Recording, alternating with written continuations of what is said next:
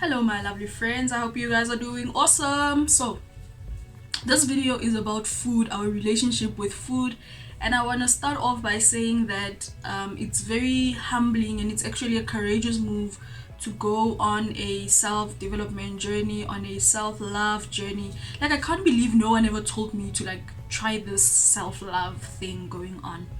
Anyway, so yeah, man, one of the things that you do is look at your relationships with different things, with different people, with different things that you engage in, like food, your thoughts, your interests, whatever you consume, your interests, some of these things, because you are like re-questioning yourself because you want to rebuild and reframe your life and yourself, especially your relationship with yourself. So it's quite courageous to go onto this journey because you acknowledge and you admit that I have flaws, there are things I might be doing wrong, there are things I probably shouldn't be doing that I'm doing, there are things I need to improve on. What it does is reflect a lot of your flaws back to you and say, hey, hold up the mirror, and make better decisions. Some of those things, sometimes you just need to reassess, and like I said, it's humbling because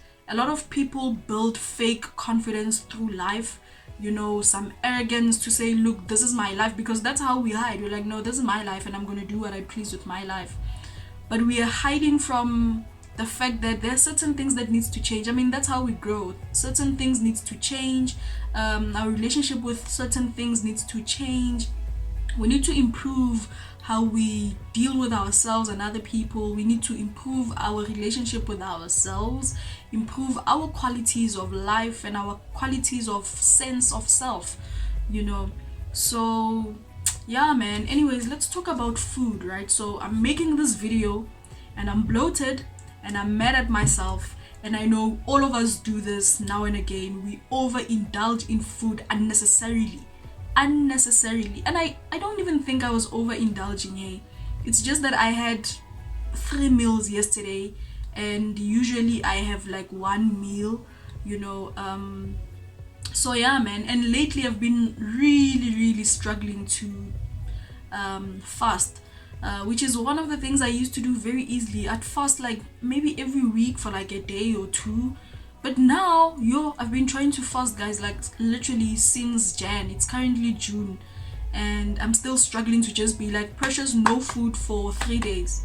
I'm struggling. I've had no food for like probably a day and a half or something like that. But I'm not able to reach day 3, and I'm realizing that it's simply because I'm struggling in the mind. Yeah, man, I'm struggling in the mind. So a lot of the food that we are addicted to be honest, is because of dopamine.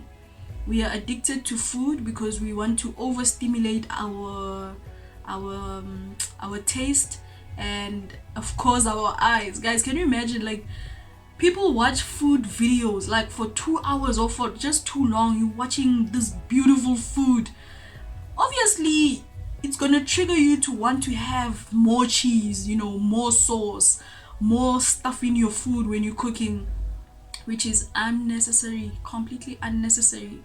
So the capitalism that we live in pushes for us to consume a lot, because that's how we spend, right?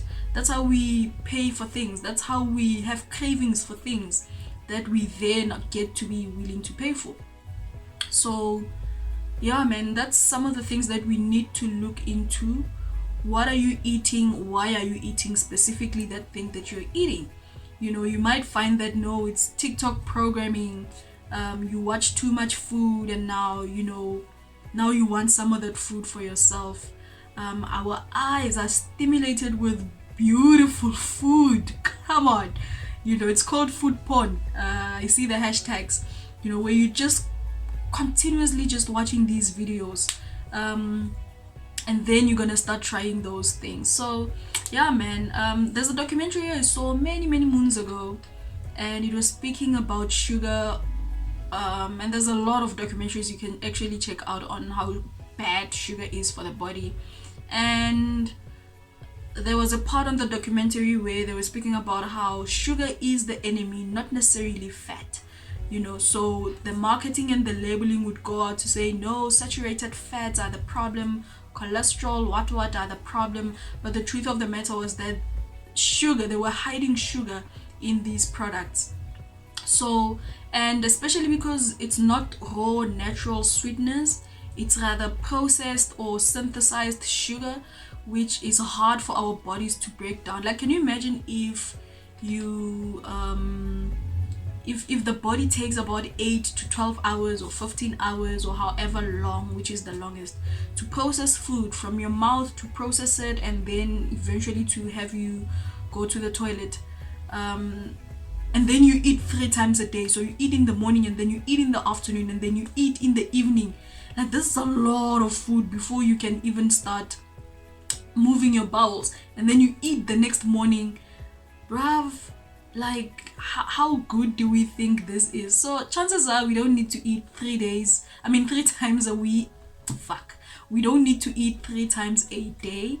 And a lot of people eat once or twice, and they'll tell you exactly how light they feel. They do feel energized. It's not like they're feeling hungry and drowsy through the day. Not really.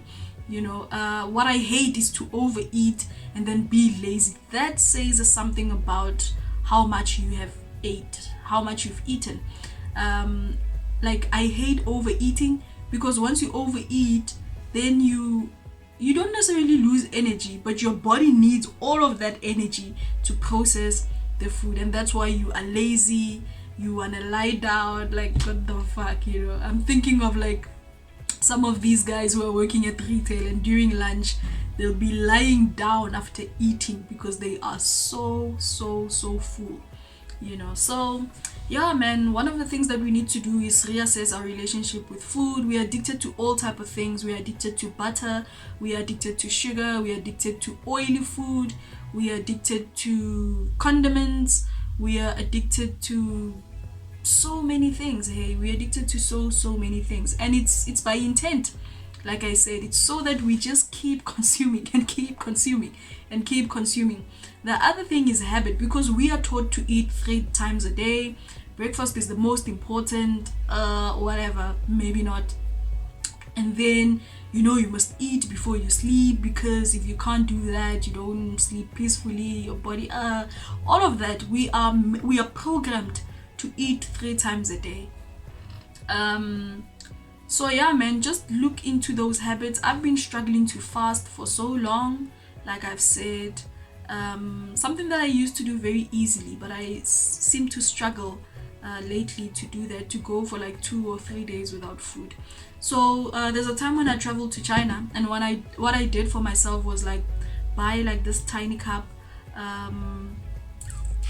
because my belief is that we are overeating, right? The reason we have these big plates and these big bowls and these big coffee mugs is exactly for that reason, so that we consume a lot. So yeah, man, I don't want to make this video long, but I hope it makes you think a little bit about your relationship with food. I hope it improves your relationship with food. If that's not the case, I hope you start to think and assess and just pay attention to your relationship with food, and make much more smarter decisions for your relationship with food and for your health. Because the other thing is that once your health is in place, you also think a little bit better. Your energy levels are improved. You feel a bit lighter and you feel a bit happier, I guess. And obviously all of that has an impact on your performance and your productivity generally in life. So yeah, let's just make sure food is not the enemy, and food is not taking from us. It nourishes us and help us progress in life.